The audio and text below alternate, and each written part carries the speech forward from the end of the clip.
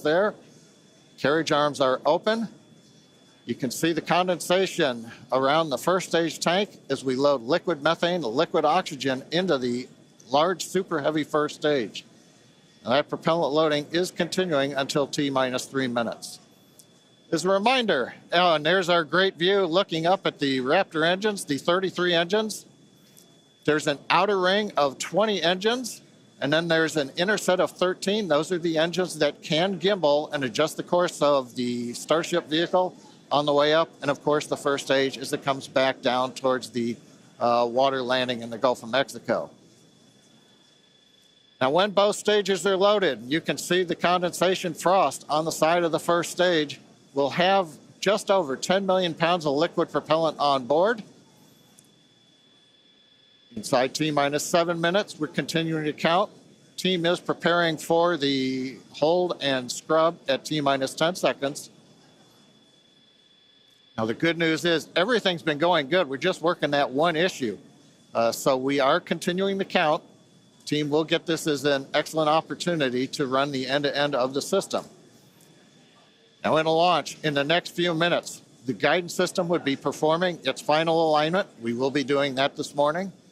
The automated flight termination system would be armed. We won't need to arm it today as we won't be flying. And we'll do final thrust vector control checkouts, what we call wiggles of the Raptor engines on the first and second stages.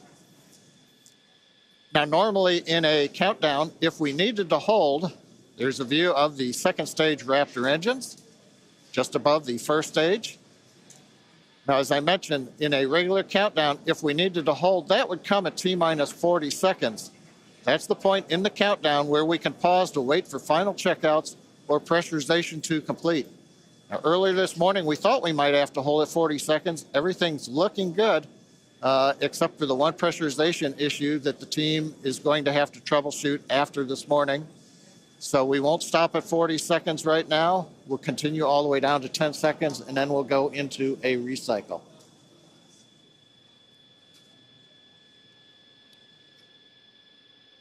John, you mentioned that we're going to be jumping into a wet dress rehearsal here, and I actually now think we're coming up T-minus 5 minutes.